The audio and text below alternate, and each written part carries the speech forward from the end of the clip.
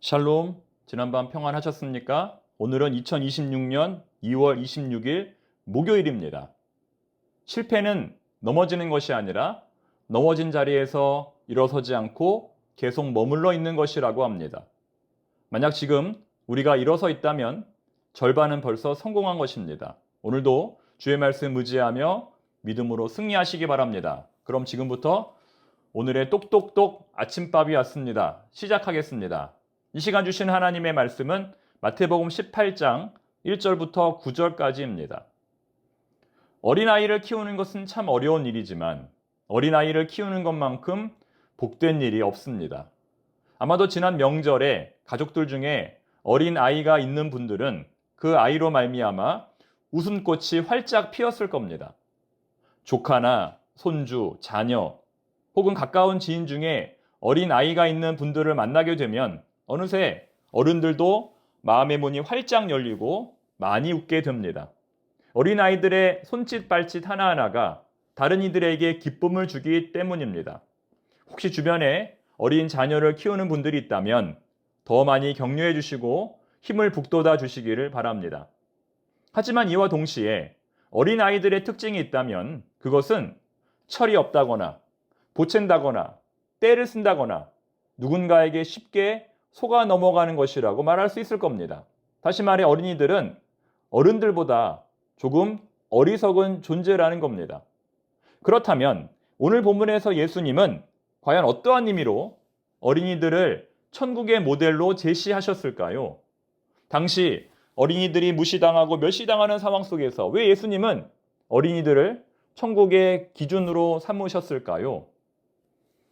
베드로와 야고보와 요한은 예수님께서 따로 구분하여 특별한 장소에만 데리고 다니셨던 제자들이었습니다. 변화산에도 그렇고 회당장 야이로의 집에도 그렇고 겟세마네 동산에서도 이들만 데리고 올라가셨습니다. 뿐만 아니라 예수님은 변화산에 다녀온 것을 어느 누구에게도 말하지 말라고 당부하셨습니다. 하지만 이러한 일들은 제자들 사이에서 어떤 특권의식, 누가 크냐는 문제로 발전될 가능성이 있었습니다.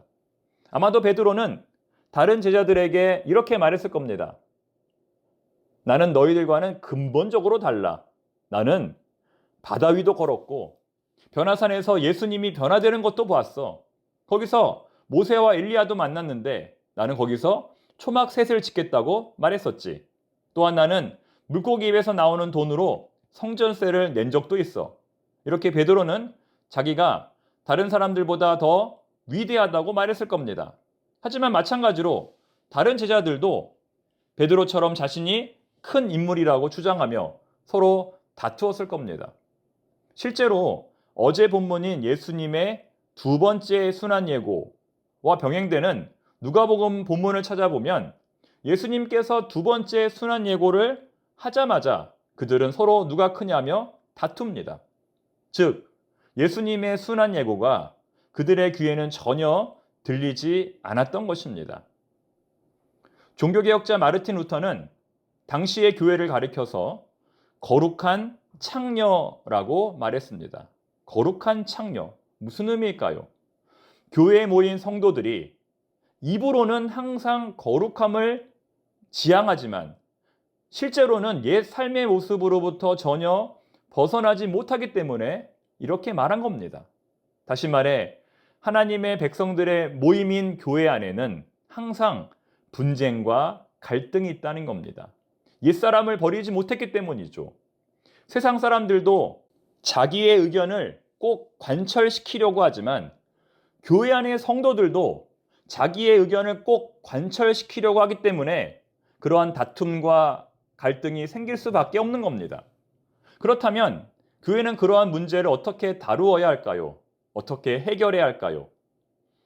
천국에서는 누가 큽니까? 라는 제자들의 질문은 오늘날 교회 안에서 누구의 말을 따라가야 합니까? 누구의 말이 옳습니까? 로 바꿀 수 있습니다. 예수님은 이러한 질문에 대해서 어떻게 답변하셨을까요? 예수님은 12명의 제자들 중에 한 사람, 예를 들어 베드로의 손을 들어주시면서 그의 말을 따르라. 그의 말이 옳다고 한 것이 아니라 전혀 예상 밖의 인물인 어린아이 한 사람을 가운데 세우시고 그의 말을 따르라고 한 것입니다. 충격적인 일이죠. 만약 우리가 교회에서 중요한 일을 결정할 때에 어린아이처럼 가장 어리석다고 여기는 이의 말을 들으라고 예수님께서 우리에게 조언하신다면 우리 또한 큰 충격을 받을 겁니다. 현실 교회에서는 이런 이들의 목소리가 무시되기 일쑤입니다. 교회 안에서도 여전히 누가 전문가인가, 누구의 목소리가 큰가, 누가 강한 힘을 가졌는가가 큰 영향을 미칩니다. 오늘 본문에는 어린이들의 특징으로 두 가지가 나오는데 하나는 겸손이고 하나는 의존입니다. 그러므로 누구든지 이 어린아이와 같이 자기를 낮추는 사람이 천국에서 큰 자니라. 겸손에 대한 내용이죠. 자기를 낮추는 사람이 천국에서 큰 자다. 또 6절을 보면 누구든지 나를 믿는 이 작은 자 중에 하나를 실족하게 하면 예수님을 절대적으로 의존하는 작은 자들에 대한 내용입니다. 여러분, 겸손이란 무엇일까요? 우리가 겸손에 대해서 잘 알아야 합니다. 늘 교회에서 겸손하라 말하지만 겸손이 무엇인지 쉽게 정의하기가 어렵습니다. 겸손이란 자기 자신이 누군지를 정확하게 알고 그것을 받아들이는 겁니다. 다시 말해 다른 사람과 눈도 마주치지 못하면서 무조건 내내 하는 사람이 겸손한 사람이 아니라 자기가 누군지를 정확하게 알고 그것을 받아들이는 사람이 겸손한 사람입니다. 너무 저자세로 사는 사람도 아니고 너무 고자세로 사는 사람도 아닙니다.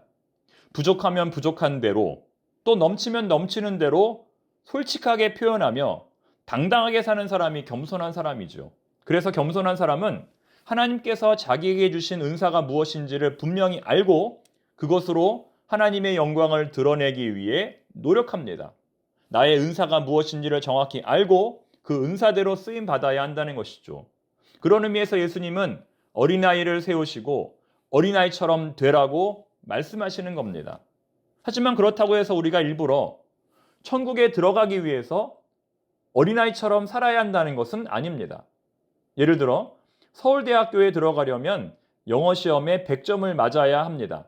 이것은 서울대학에 들어가기 위한 기준이기도 하지만 서울대학에 들어가서 공부하려면 그 정도의 실력을 갖추고 있어야 한다는 겁니다. 만약 운이 좋아서 서울대학에 들어갔더라도 그런 실력이 없으면 공부할 수 없다는 것이죠. 마찬가지로 어린아이처럼 겸손하라는 것은 천국에 들어가기 위한 필수 조건이 아니라 최소한의 조건이 아니라 이미 천국에 들어간 사람들의 성품인 겁니다. 만약 천국에 들어가기 위해서 어쩔 수 없이 겸손했다면 그런 사람들은 결국 다시 지옥으로 돌아가게 될 겁니다. 우리 교회는 아니지만 어떤 교회에는 가르칠 것만 있고 배울 것은 없는 교우들이 있습니다. 그런 교우들이 있는 교회는 위기에 빠집니다. 이들은 자칫하면 포도원을 허는 작은 여우가 될 수 있습니다. 어린아이 같은 사람은 항상 배우는 사람입니다. 자기를 완전히 개방하는 사람입니다. 그래서 소외된 사람의 의견도 듣고 어리석은 사람의 의견도 듣습니다. 자기의 의견만 옳다고 주장하지 않고 모든 사람들의 의견을 존중합니다. 그것이 곧 예수님을 영접하는 것입니다. 또 누구든지 내 이름으로 이런 어린아이 하나를 영접하면 곧 나를 영접함이니. 기도하겠습니다. 하나님 아버지, 오늘도 복된 날, 좋은 날 주시니 감사합니다. 오늘 주신 말씀처럼 어린아이처럼 겸손하게 살아가는 저희들이 되게 하옵소서. 나만 옳고 다른 사람은 틀리다는 생각을 내려놓고 모든 사람들의 의견을 존중하는 저희들이 되게 하옵소서. 예수님의 이름으로 기도드립니다. 아멘.